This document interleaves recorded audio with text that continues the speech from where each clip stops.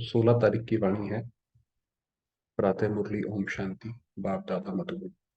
मीठे बच्चे, जितना जितना दूसरों को ज्ञान सुनाएंगे उतना तुम्हारी बुद्धि में ज्ञान रिफाइन होता जाएगा। तो जितना ज्यादा हम सेवा करते हैं, क्योंकि किसी और को सुनाने से पहले तो हमें खुद अपने आप को उसके अंदर अच्छा धारण करना पड़ेगा। और दूसरा कोई सवाल पूछेगा तो उसको ढूंढने के लिए भी फिर मेहनत करनी पड़ेगी, मंथन करना पड़ेगा। तो बुद्धि में हमारा ज्ञान जो है वो बैठ जाएगा। इसलिए सर्विस जरूर करें, तो ज्ञान बैठ जाएगा, बाकी तो सब अच्छा हो ही जाएगा। प्रश्न है, बाप के पास दो प्रकार के बच्चे हैं, उन दोनों में अंतर क्या है? बाप के पास एक है लगे बच्चे, सौतेले बच्चे, और दूसरे हैं सगे बच्चे, माना मातेले बच्चे। तो जो लगे बच्चे हैं, मुख से सिर्फ बाबा मम्मा कहते हैं, लेकिन श्रीमत पर पूरा नहीं चल सकते। तो श्रीमत जैसे जैसे जो बाबा ने बताई है पूरी, वो पूरी श्रीमत पर नहीं चल सकते। और अलग तरीके से सहयोग दे देंगे, चाहे धन का सहयोग हो और कोई तन का सहयोग हो, मगर श्रीमत पे नहीं चल सकते। पूरा पूरा बलिहार नहीं जाते। सगे बच्चे तो तन मन धन से पूर्ण समर्पण अर्थात ट्रस्टी होते हैं। तो जो सगे बच्चे हैं, मातेले हैं, वो तो जैसे बाबा पे आए और बाबा के ऊपर समर्पित हो गए, कदम कदम श्रीमत पर चलते हैं। लगे बच्चे सेवा ना करने के कारण चलते चलते गिर पड़ते हैं। तो ये जो सौतेले बच्चे हैं, वो चलने की कोशिश करते हैं, क्योंकि सर्विस करते नहीं है, पुण्य बनता नहीं है, ज्ञान समझ आता नहीं है, तो इसलिए गिरते पड़ते रहते हैं। संशय आ जाता है। सगे बच्चे पूरा निश्चय बुद्धि होते हैं। तो निश्चय कब होता है? जब पूरा ज्ञान समझ आ जाता है, जैसे जैसे अच्छा ये वाली बात यहाँ कनेक्टेड है, तब वो निश्चय पूरा बैठ जाता है। ज्ञान समझ नहीं आएगा तो सवाल जवाब उठेंगे। गीत है, बचपन के दिन भुला न देना। ओम शांति। बाप बच्चों को समझाते हैं। कौन सा बाप? वास्तव में दोनों बाप है, कि ब्रह्मा बाबा और शिव बाबा। एक रूहानी, जिसको कहा जाता है, जिसको बाबा कहा जाता है, और दूसरा जिस्मानी, जिसको दादा कहा जाता है। तो ब्रह्मा बाबा जो है वो दादा है। तो ये तो सभी सेंटर्स के बच्चे जानते हैं, हम बाप दादा के बच्चे हैं, तो इसीलिए बाप दादा शब्द आता है। तो बाबा ने कहा सारे जानते हैं, रूहानी बाप शिव है, वह है सभी आत्माओं का बाप। जो हम सर्व आत्माएं हैं, हम सबका एक ही बाप, शिव बाबा। और ब्रह्मा दादा है, सारे मनुष्य सिजरे सिजरे का हेड, कि इस कल्प वृक्ष का जो हेड है वो है ब्रह्मा। इसलिए कहते हैं ब्रह्मा द्वारा सृष्टि स्थापन की।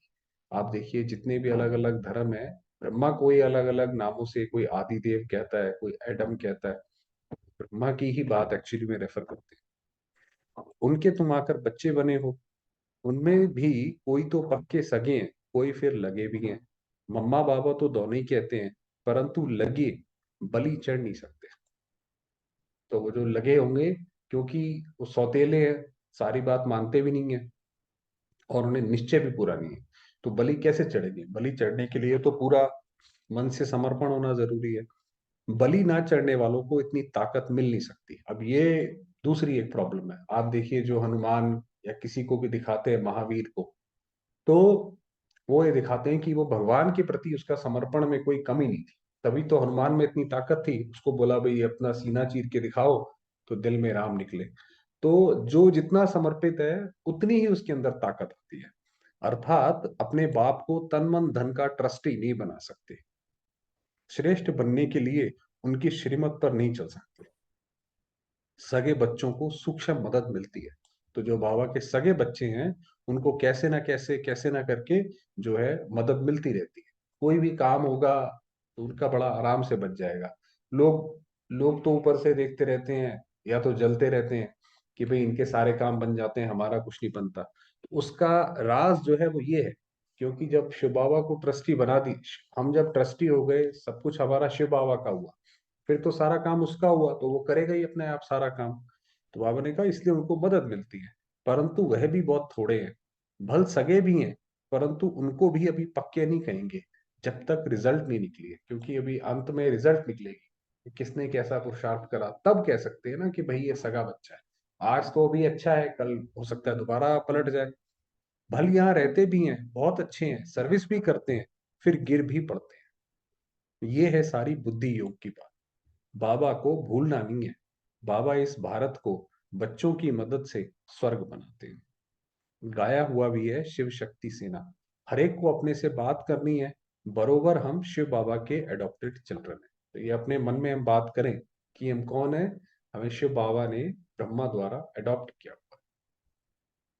बाप से हम स्वर्ग का वर्षा पा रहे हैं। द्वापर से लेकर हमने जो लौकिक बाप का वर्षा पाया है, वह नर्क का ही पाया है। लौकिक बाप जो देगा वो तो नर्क का वर्षा देगा। दुखी होते आए हैं। भक्ति मार्ग में तो है ही अंधश्रद्धा। जब से भक्ति शुरू हुई है, तब से जो जो वर्ष बीता, हम नीचे उतरते आए। भक्ति में आप कहते हैं ना, अभी भारत में इतने सारे मंदिर हैं और सबसे ज्यादा क्राइम भी यहीं पे होता है। तो यही वास्तव में भक्ति से हाल होता है कि जितना ज्यादा हम भक्ति करते जाते हैं, भगवान तो मिलता नहीं है, भक्ति भटक जाती है। पहले सिर्फ शिव की, फिर बाकी सब पेड़ पौधों की, मनुष्यों की ओर लग जाती है। तो भक्ति जब भटक जाती है तो वो नीचे उतरते जाते हैं। भक्ति भी पहले अव्यभिचारी थी। अव्यभिचारी माना एक शिव को याद करते थे, तो एक की पूजा करते थे। उसके बदले अब अनेकों की पूजा करते आए हैं। अब ये सब बातें ऋषि मुनि साधु संत आदि नहीं जानते कि भक्ति कैसे नीचे गई, ऊपर गई, और भक्ति के बाद क्या होगा। क्या नहीं जानते कि भक्ति कब शुरू होती है। कोई आप किसी से पूछो ये भक्ति कब शुरू हुई, वो कहते हैं भाई ये तो अनादि चला, क्योंकि उन्हें पता ही नहीं है इस बारे में। शास्त्रों में भी ब्रह्मा का दिन और ब्रह्मा की रात। भाई ब्रह्मा सरस्वती ही लक्ष्मी नारायण बनते हैं, परंतु नाम ब्रह्मा का दिया है। माना यहाँ पे जो ब्रह्मा का दिन रात दिया ना, वो कह रहे हैं बाबा कि बनती तो सरस्वती भी है, बट नाम ब्रह्मा का दिया है। ब्रह्मा के साथ बच्चे भी बहुत हैं। लक्ष्मी नारायण के बच्चे तो बहुत नहीं होंगे। हाँ, तो एक बच्चा एक बच्ची। प्रजापिता भी उनको नहीं कहेंगे, श्री नारायण को प्रजापिता नहीं कहेंगे, क्योंकि वो तो सिर्फ अपने बच्चों का पिता है। अब नई प्रजा बन रही है। नई प्रजा होती ही है ब्राह्मणों की। ब्राह्मण ही अपने को ईश्वरीय संतान समझते हैं। हम अपने को समझते हैं ईश्वरीय संतान, कि ईश्वर ने हमें अडॉप्ट किया है, उसकी हम पहली रचना है। देवता तो नहीं समझेंगे, उनको चक्र का पता नहीं है। देवताओं को, वो तो जैसे आप समझिए रॉयल बुद्धू है। देवताओं को कोई ये ज्ञान नहीं है कि भाई ये आगे जाके दोबारा से शिव बाबा आएंगे, हम दोबारा से कलयुग में जाएंगे। अगर उनको ये सब पता पड़ जाए तो उनकी तो खुशी गुम हो जाए कि भाई ये सारा हमारा राजकाज जाने वाला है ना। इसलिए उनको ये ज्ञान। अभी तुम जानते हो हम शिव बाबा के बच्चे बने हैं। उन्होंने ही हमें 84 का चक्र समझाया है। उनकी मदद से हम भारत को फिर से देवी पावन राजस्थान बना। बाबा की श्रीमत जैसे जैसे बाबा बताते जा रहे हैं, बच्चे ऐसे करो ऐसे करो, तो मनाते जा रहे हैं। ये बड़ी समझ की बात है। किसको समझाने की भी हिम्मत चाहिए। तुम हो शिव शक्ति पांडव से, तो बोला ना हिम्मत चाहिए। तो अपने आप को ये समझो कि हम शिव शक्ति पांडव सेना है। पंडे भी हो, सबको रास्ता बताते हो। तुम्हारे बगैर रूहानी स्वीट होम का रास्ता कोई बता ना सके, कि जो हमारा घर है वहां पे आत्मा कैसे जाएगी, ये सिर्फ हम ही बता सकते हैं, और कोई नहीं बता सकता। वह पंडे लोग तो करके अमरनाथ पर, कोई तीर्थ पर ले जाते हैं। तुम बीके तो एकदम सभी से दूर परम धाम ले जाते। बाबा ने कहा बाकी जो गाइड हैं, पंडे हैं, वो क्या करेंगे भाई, 4 धाम की यात्रा करा देंगे, अमरनाथ केदारनाथ ले जाएंगे। बाबा ने कहा तुम तो एकदम सबसे दूर परम धाम ले जाते हो। वह जिस्मानी गाइड है, धक्के खिलाने वाले। तुम सभी को बाप के पास शांति धाम ले जाते। तो सदैव ये याद करना पड़े, हम भारत को फिर से दैवी राजस्थान बना रहे हैं। वास्तव में आप देखिए भारत के जो नाम भी थे, अलग अलग प्रदेशों के राजस्थान, सब जहाँ पे राजाओं का स्थान था, तो यहाँ पे राजा ही थी। तो इसी ऐसे ऐसे ऐसे नाम, तो भारत को हम दोबारा से दैवी राजस्थान बना रहे हैं। ये तो कोई भी मानेंगे, भारत का आदि सनातन देवी देवता धर्म था। भारत सतयुग में बेहद का देवी पावन राजस्थान था। फिर पावन क्षत्रिय राजस्थान बना। सबसे पहले सूर्यवंशी आए, फिर चंद्रवंशी आए, फिर माया की प्रवेशता होने से आसुरी राजस्थान बन जाता है। फिर उसके बाद जब माया आई, तो अलग अलग लोग, मुगल, ब्रिटिशर्स और बहुत सारे लोगों ने फिर अटैक किया। यहाँ भी पहले राजा रानी राज्य करते थे, परंतु बगैर लाइट के ताज वाली राजाई चलती है। बगैर लाइट के माना कि धर्म की ताकत नहीं थी, राजा तो थे, सत्ता की ताकत तो थी, जो चाहे वो नया कानून नियम पास कर सकते, मगर जो है धर्म की ताकत नहीं थी। और धर्म की ताकत नहीं होती तो इसीलिए वो जो राजाई है वो बहुत समय तक चलती नहीं है। उनके अंदर कोई ना कोई जो आकर वो उसको धोखा दे देता है।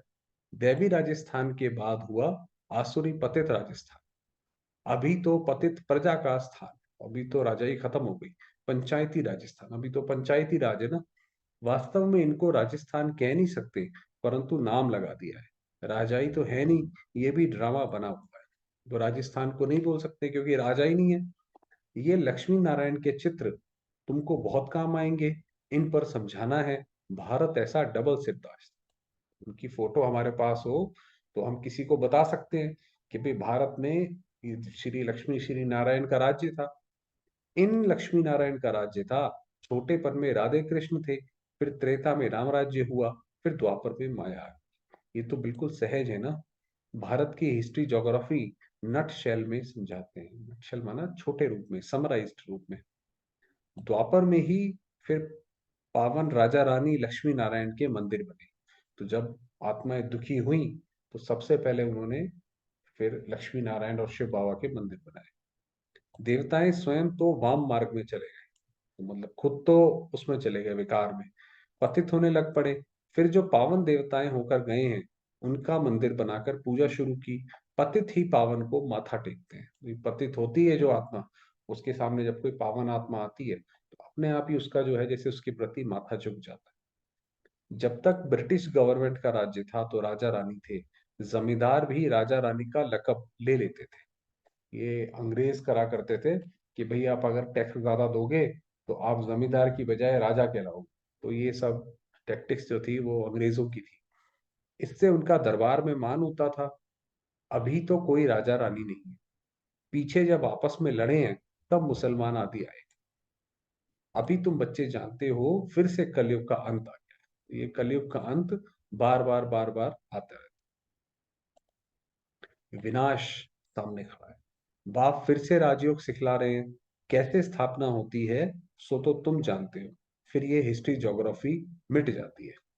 फिर भक्ति में वो लोग अपनी गीता बना देते हैं, उसमें बहुत फर्क पड़ जाता है। अब जो भक्ति में जो गीता बनाई और जो बाबा ने जो गीता सुनाई, उसके अंदर बहुत जमीन आसमान का अंतर है। कितनी सारी चीजें बाबा बताते हैं कि भाई सरस्वती ब्रह्मा की बेटी है, मगर वो आगे जाकर श्री लक्ष्मी बनेगी, कितनी सारी गोह्य चीजें हैं। तो वो जब गीता जब बनाते हैं भक्ति वाली तो उसका कुछ का कुछ अनर्थ बना देते हैं। भक्ति के लिए उन्हों को देवी देवता धर्म का पुस्तक जरूर चाहिए, सो ड्रामा अनुसार गीता बना दी है।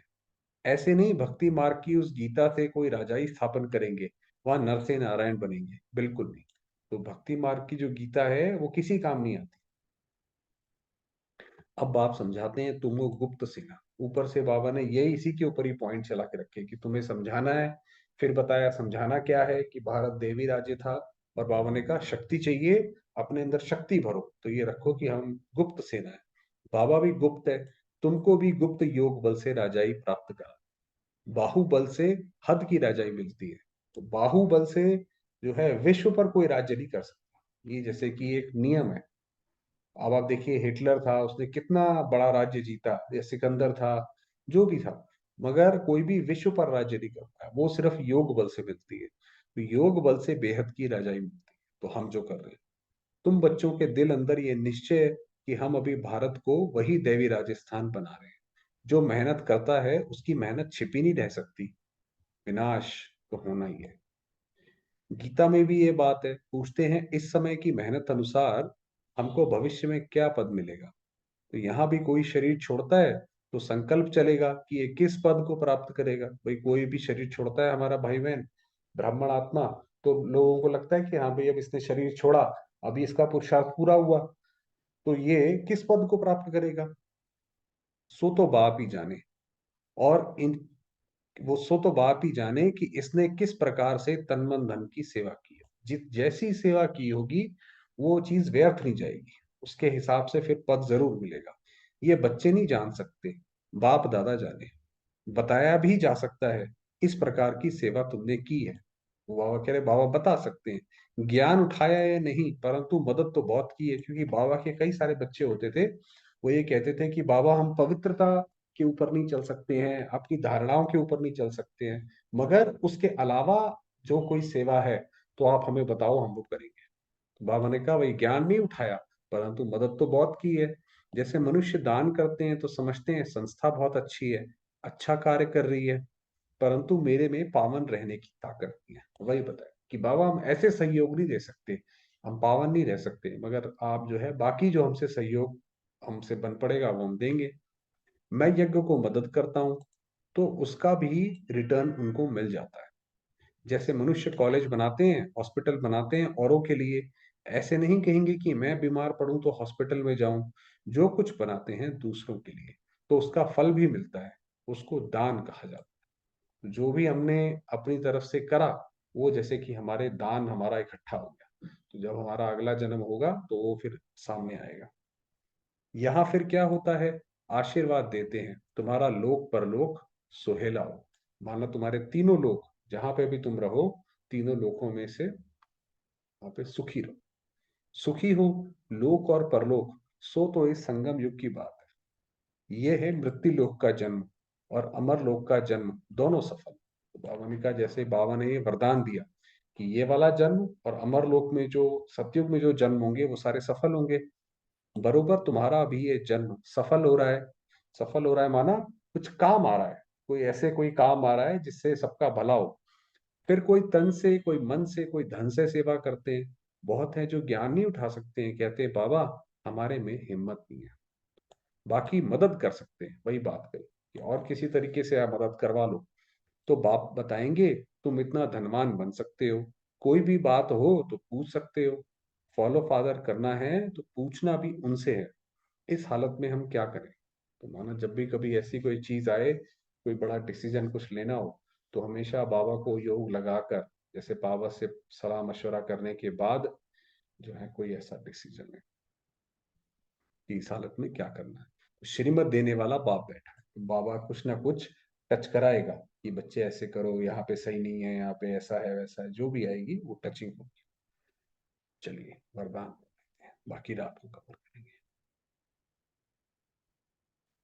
एक रस और निरंतर खुशी की अनुभूति द्वारा, एक रस माना कि आत्मा सिर्फ एक के रस में डूबी हुई हो, बार बार उसके रस बदलते ना रहे, और निरंतर खुशी की अनुभूति द्वारा नंबर वन लेने वाले अकुट खजाने से संपन्न हो। तो अगर हम एक रस और निरंतर खुश रहेंगे तो फिर हमारा, हम नंबर वन में जाएंगे। नंबर वन में आने के लिए एक रस और निरंतर खुशी की अनुभूति करते रहो। वही बताया कि हमेशा खुश रहें। जो आप, बाबा का ज्ञान है वो है ही इसलिए ताकि हम खुश रह सके। बाबा बोलता है कि भाई वाह वाह करते रहो, उसका अर्थ ये है कि हर चीज में खुश रहो, किसी भी झमेले में नहीं जाओ। झमेले में जाने से खुशी का झूला ढीला हो जाता है, फिर तेज नहीं झूल सकते, इसलिए सदा और एक रस खुशी के झूले में झूलते हैं। बाप दादा द्वारा सभी बच्चों को अविनाशी, अखुट और बेहद का खजाना मिलता है। तो ये जो मुरली है बेहद का खजाना है। तो सदा उन खजानों की प्राप्ति में एक रस और संपन्न रहो। तो हमेशा इन खजानों को जितना सोचते रहेंगे उतना खुशी रहेगी मन में। संगम युग की विशेषता है अनुभव। इस युग की विशेषता का लाभ उठाओ। अनुभव, हरेक जो ज्ञान का पॉइंट है उसके हरेक के अनुभव भी बनते जाए कि ये वाला पॉइंट कैसे फील होता है जब ये वाला सफल होता है। तो ये है मतलब स्लोगन है, मनसा महादानी बनना है। माना आप अपने मन से किसी की सेवा कर सके, उसको सुख शांति दे सके, तो रूहानी स्थिति में सदा स्थित रहो। तो अपने आप को सदैव मैं आत्मा हूं, उस स्थिति में हमेशा टिका के रखें। चलिए बाबा को याद।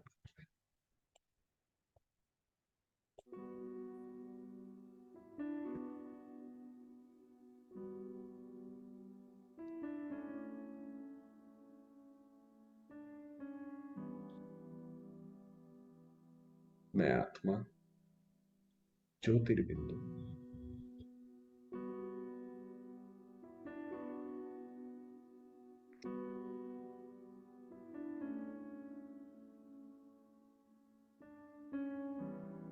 शांति का अवतार हूं,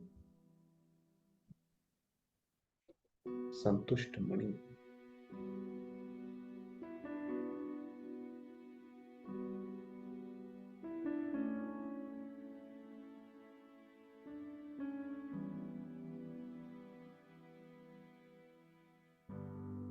शांति की किरणें पूरे शरीर में फैला रही हूं।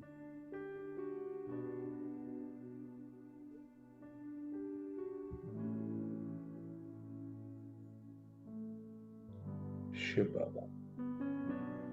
निराकार मेरे पिता है।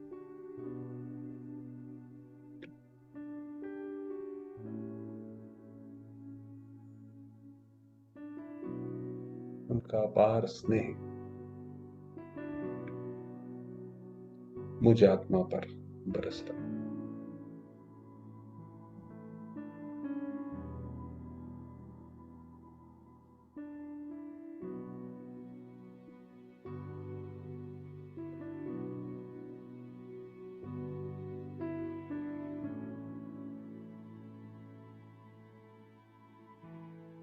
मैं आत्मा इन दिव्य किरणों को स्वयं में समाती जाती।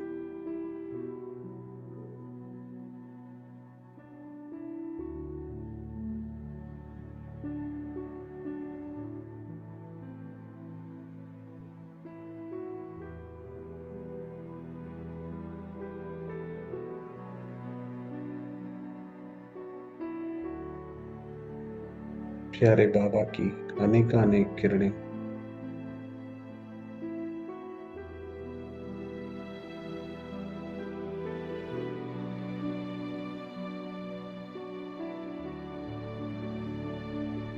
शांति की सूक्ष्म किरणें मुझ आत्मा पर पड़कर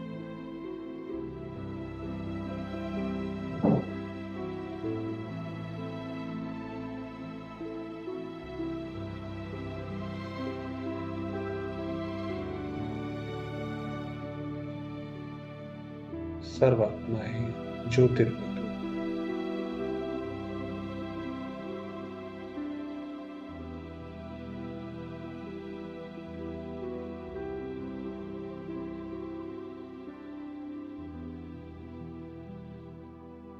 सर्वात्माएं अपने दुखों से चिंताओं से मुक्त हो रही।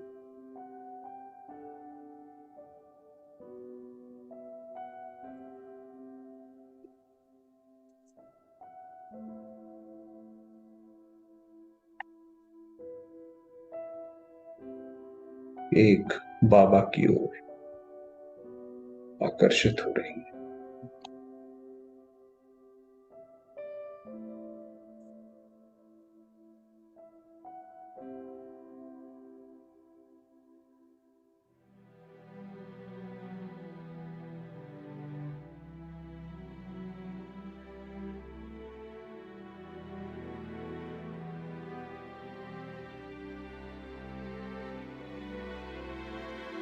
और मैं आत्मा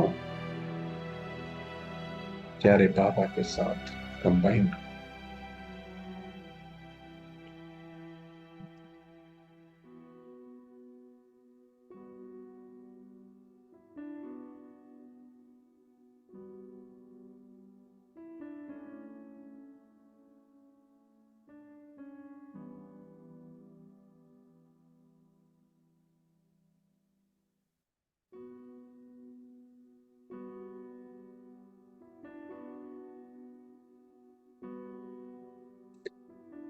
ओम शांति।